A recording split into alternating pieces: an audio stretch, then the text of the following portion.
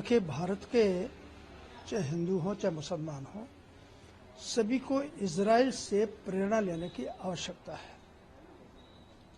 Israel के अंदर 18% मुसलमान है, अर्थात 18 लाख मुसलमान हैं। तमाम जातियां हैं, तमाम राजनीतिक दल हैं, लेकिन आज इजराइल के ऊपर संकट है।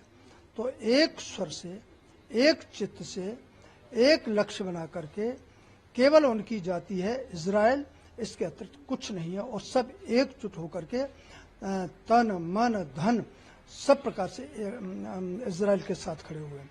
इजराइल के लोग दुनिया में जहां पर बसे हैं वो युद्ध में शामिल होने के लिए इजराइल आ रहे हैं।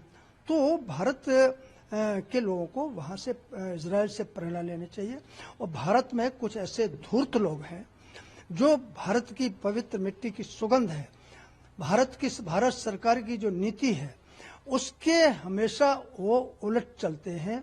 और मुझे ऐसे लगता है कि वो भारत का नहीं किसी दूसरे देश के लिए खेल खेलते हैं। देखिए, ये समलैंगिकता जो है, समलैंगिक विवाह, भारतीय संस्कृति, भारतीय आचार विचार, भारतीय विवाह पद्धति का इससे दूर दूर का कोई संबंध नहीं है।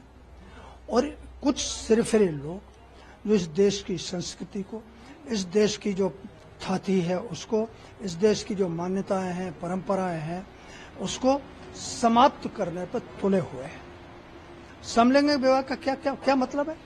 भाई, विवाह तो क्या नाम है, पुरुष और महिला के साथ विवाह की कल्पना की जाती है भारत के अंदर, तो भारतीय पद्धति में। और विवाह जो है एक बहुत ही पवित्र संस्कार है। तमाम अनेक संस्कार हैं, उसमें विवाह भी एक बहुत पवित्र संस्कार है। 7 फेरे डाल करके, और वो जन्म जन्म के लिए 7 जन्म तक पुरुष और महिला ये कल्पना करते हैं कि हमारा जो साथ है 7 जन्म। तो ये समलैंगिक विवाह की बात है, पागलपन है, बकवास है।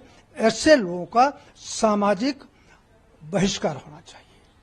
सर, जिस तरीके से निशिकांत है उनके ऊपर उन्होंने आरोप लगाया कि पैसे लेकर सदन में उन्होंने सवाल पूछने का काम किया है, वो आईटी मिनिस्टर को भी आज खत लिखे निशिकांत दुबे और कह रहे हैं कि इस पे कमेटी जल्द गठित होना चाहिए और इस पे कार्रवाई होनी चाहिए। देखिए, दुबे जी बहुत सम्मानित और बहुत बड़े नेता हैं, और उनके वो तो सबूत के साथ बोल रहे हैं कि उनके पास सबूत है, उसको सिद्ध करेंगे।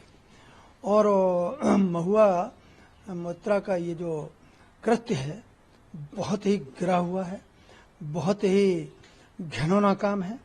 और मैं तो मांग करूंगा कि इसकी सही तरीके से गहराई से जांच होनी चाहिए और उनकी सदस्यता रद्द होनी चाहिए।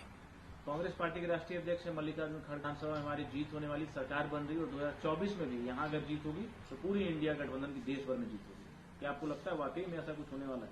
ऐसा है, कांग्रेस को इस देश की जनता ने बहुत कुछ परखा है, बहुत कुछ देखा है।